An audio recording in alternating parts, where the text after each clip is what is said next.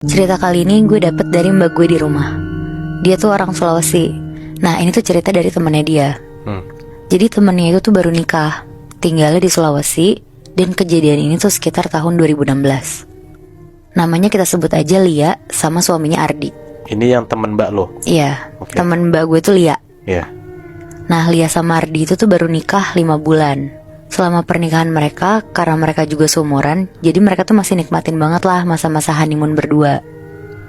Jadi mereka tuh masih belum kepikiran lah untuk punya anak.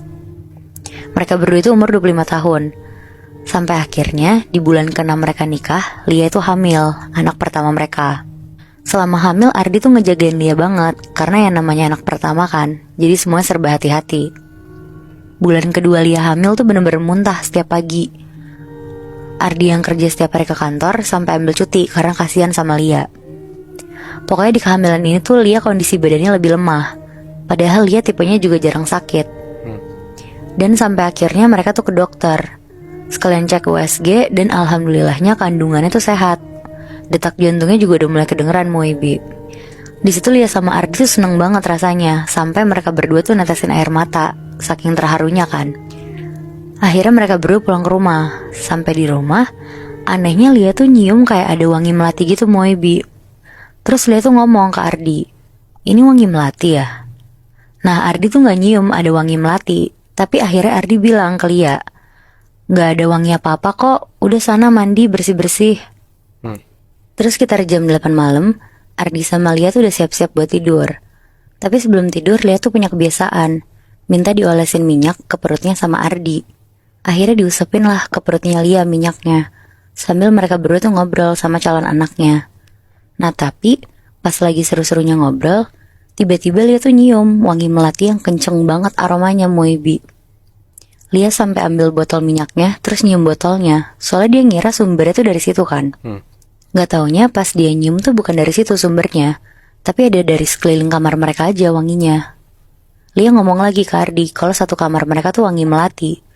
Tapi ya lagi-lagi Ardi gak bisa nyium itu. Sampai akhirnya Ardi nyuruh Lia tidur aja, gak usah terlalu dipikirin selama wangi itu tuh bukan bau yang gak sedap gitu loh. Akhirnya mereka berdua tuh tidur.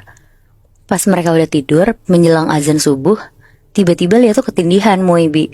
Dia gak bisa gerakin satu badannya. Dia berusaha manggil-manggil Ardi tuh juga gak bisa. Pokoknya ketindihannya tuh sampai Lia ngedenger suara azan subuh, baru dia tuh bisa gerakin badannya. Akhirnya Lia tuh langsung ambil wudhu dan dia tuh langsung sholat subuh. Paginya sekitar jam 7, Ardi bangun. Akhirnya Lia tuh cerita ke dia kalau menjelang subuh itu tuh dia ketindihan. Lumayan lama gitulah ketindihannya. Terus Lia bilang juga ke Ardi, apa jangan-jangan ada kaitannya sama wangi melati itu ya. Tapi Ardi yang gak percaya hal-hal mistis tuh gak percaya sama Lia. Akhirnya abis selesai ngomongin itu, Lia nyiapin sarapan lah buat Ardi. Terus gak lama Ardi berangkat ke kantor. Lia yang sendirian di rumah tuh sebenarnya sempet bingung mau ngapain. Tapi akhirnya dia mutusin buat nonton TV aja sampai siang. Habis itu dia lanjut tidur siang.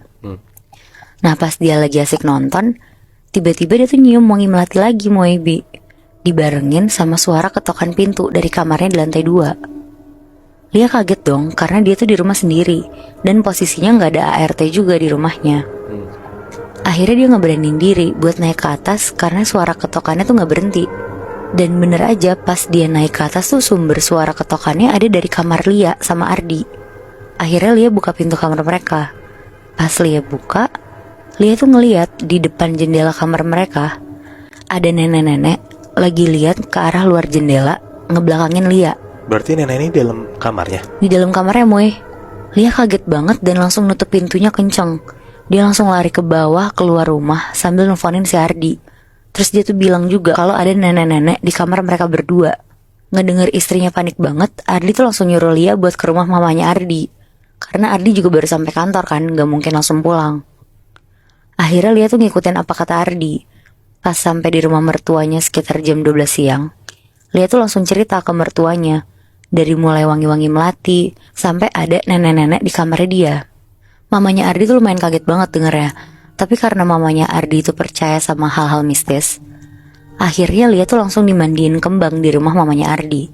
Dibacain doa dan lain-lain, sampai akhirnya setelah mandi kembang, Lia nungguin Ardi di rumah mertuanya sampai sore. Dan pas Ardi jemput, akhirnya Lia pulang berdua sama Ardi. Nah, semenjak mandi kembang sama dibacain doa sama mertuanya itu tuh, Lia tuh gak pernah lagi nyium wangi melati sama ngeliat sosok nenek-nenek itu Moebi. Sampai akhirnya kandungannya Lia tuh udah masuk bulan ke-9. Mereka berdua ke dokter buat cek USG terakhir dan mastiin buat ke dokter lahirannya tanggal berapa kan. Pokoknya mereka tuh bersyukur banget kalau anaknya itu kondisinya sehat banget dan tinggal nunggu waktu buat bisa ketemu sama Lia dan Ardi. Jadi sekarang Lia tuh makin hati-hati sama kegiatannya karena udah hamil tua juga kan. Ardi pun juga udah ambil cuti di kantor karena bener-bener tinggal nunggu Lia kontraksi dan pembukaan doang. Sampai akhirnya sekitar jam 7 malam pas mereka berdua lagi makan malam, Lia tuh mulai kontraksi. Tiba-tiba perutnya tuh sakit banget, tapi tuh masih bisa ditahan sama dia loh, belum yang terlalu parah yang harus ke rumah sakit. Akhirnya Lia tuh disuruh Ardi tidur duluan. Naiklah Lia ke kamar. Ardi beresin bekas makan mereka berdua. Terus pas Lia lagi naik tangga, lagi-lagi Moebi, Lia tuh nyium wangi melati lagi. Semenjak sekian lama tuh. Iya, sekian lama. Di situ Lia merinding banget, tapi karena dia lagi sakit perut banget, akhirnya dia tuh gak peduliin itu dan langsung masuk ke kamarnya. Pas masuk kamar juga wanginya tuh makin kecium lagi. Akhirnya Lia langsung tiduran lah di kasur dan langsung merem lah pokoknya. Gak lama Lia ketiduran, pas lagi tidur Lia tuh mimpi Moebi. Dia mimpi kalau perutnya dia tuh diusap-usap pakai minyak. Nah, karena tadi Lia tidur duluan, jadi sambil merem Lia tuh mikir kalau ini tuh Ardi yang lagi ngusapin perutnya, kayak biasanya lah. Ini di mimpi kan? Ini mimpi. Tapi anehnya, lama-lama perutnya yang diusap-usap ini tuh kayak ditekan-tekan gitu loh Moebi. Makin lama makin kasar gitu ngusapnya. Akhirnya Lia berusaha lah buka mata di mimpi itu. Dan pas dia lihat, ternyata yang ngusapin perutnya tuh bukan Ardi, tapi nenek-nenek yang dia lihat waktu itu di kamarnya. Wow. Ngelihat itu Lia tuh ketakutan banget dan langsung nangis-nangis di mimpinya dia. Besokannya sekitar jam 7 pagi pas Lia bangun, Lia kaget banget Moebi. Yang tadinya dia sakit perut banget, tiba-tiba rasanya perutnya tuh ringan banget. Gak sakit sama sekali lah. Pas dia buka selimutnya, ternyata perutnya Lia tuh udah rata Moebi. Bayinya udah gak ada. Bangsat. Anjing. Tapi kalau misalkan tadi kita dengar ceritanya Nadila, si nenek-nenek ini kayak ngelus-ngelus bahkan kayak neken-neken perutnya Lia itu gak sih? Iya. Apa jangan-jangan si nenek-nenek ini ngambil janinnya Lia, Nat? Nah iya Bi, jadi kalau kata mbak gue, anaknya ini tuh emang ternyata diambil sama nenek-nenek ini. Dan Lia ini tuh jadi korban orang yang pengen banget punya anak, tapi caranya tuh kayak cerita Camuy tadi, dimana anaknya dia tuh jadi tumbal yang pengen banget punya anak. Jadi ada orang yang pengen punya anak ke dukun, terus somehow janin yang ada di perutnya Lia jadi tumbal gitu. Anjing, kasihan banget.